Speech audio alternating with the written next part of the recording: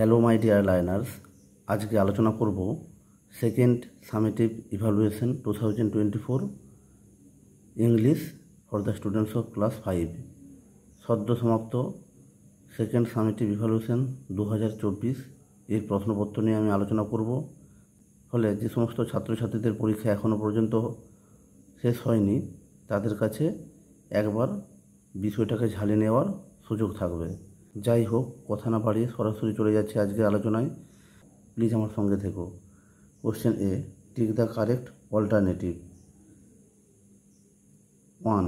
Ex-students refers to expelled students, former students, expensive students, existing students. Former students is the right answer. প্রাক্তন ছাত্র। Question 2. The narrator was 4 feet 2 inches tall, 5 inches short, 5 feet 3 inches tall. এটা সঠিক উত্তর হবে। Question B. Write T for true and F for false statement. 1. The writer was indifferent when he revisited his school. লেখক উদাসীন হয়ে গিয়েছিলেন যখন তিনি তার স্কুলে পুনরায় সাক্ষাৎ করেছিলেন বা ভিজিট করেছিলেন। এটা কিন্তু ফলস হবে, কারণ সারপ্রাইজ হয়েছিলেন, ইন্ডিফারেন্ট নয়। Question 2. The passage is an autobiography. এটা ট্রু হবে। Question C, answer the following questions. নিচের প্রশ্নগুলির উত্তর দাও।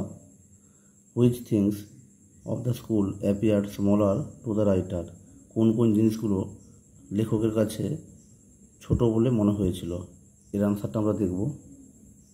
The answer will be the hall, the doors, the classrooms, the benches and the corridors of the school appeared smaller to the narrator. Question 2. Why did the narrator attend his school after 10 years? কেন লেখক বা বক্তা 10 বছর পর তার স্কুলে গিয়েছিলেন। এর আনসারটা দেখব। After 10 years, the narrator attended his school for a reunion of ex-students. D. Complete the following sentence with information from the text. Text থেকে তথ্য নিয়ে নিচের শূন্যস্থানগুলোকে পূরণ করো। As I entered the hall, I noted with dash that I could not dash it. এর আনসারটা দেখব।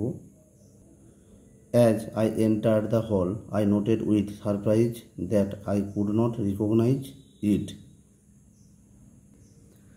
Question 2a. Fill in the blanks with appropriate articles and preposition. 1.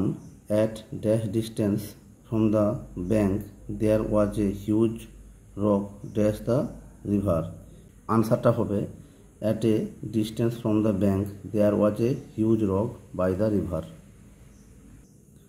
Question B. Fill in the blanks with present continuous tense of the given verbs in the bracket. ব্র্যাকেটের মধ্যে যে verb আছে সেই ভার্বটাকে present continuous টেন্সে লিখে শূন্যস্থান পূরণ করতে হবে। Question 1. Rudra dash shouting for help. এর আনসারটা হবে Rudra is shouting for help. Question 2. The monkey is observing earlier heartily. আমরা জানি সাবজেক্ট অ্যামিজারের মধ্যে একটা, ভার্বের সঙ্গে আইএনজি প্লাস বাকি যেটা আছে সেইটা। এখানে ভার্ব রয়েছে শাউট, সেই জন্য শাউটিং, অবজার্ভ সেই জন্য observing. Write a short story using the following points. নিচের পয়েন্টগুলোকে ব্যবহার করে একটা ছোটো গল্প লিখতে হবে। Point: a fox fell into a well, failed to get out, a goat came, fox asked goat to drink water from the well, goat jumped in, fox climbed on the goat's back, got out, goat remained in the well.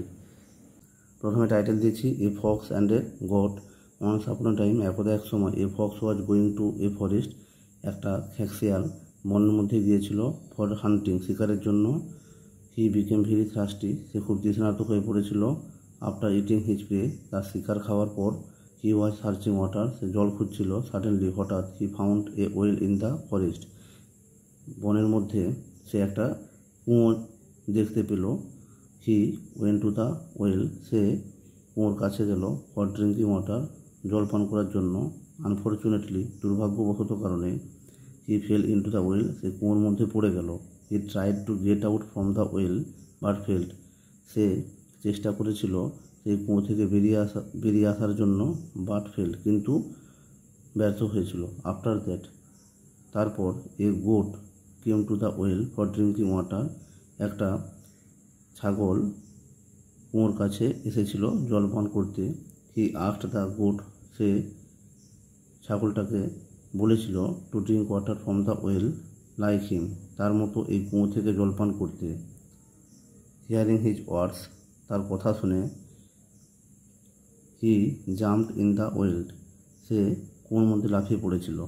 এখানে সিটা ওই গোটের pronoun হিসেবে ব্যবহার করা হয়েছে।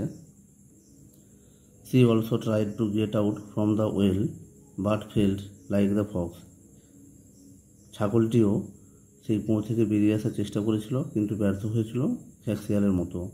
দেন they made a plan to rescue themselves from that danger, ওই বিপদ থেকে নিজেদেরকে উদ্ধার করার জন্য তারা একটা পরিকল্পনা করেছিল।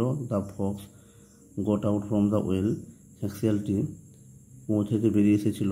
By climbing on the goat's back, ছাগলের পিঠে চড়ে কুয়ো থেকে বাইরে এসেছিল।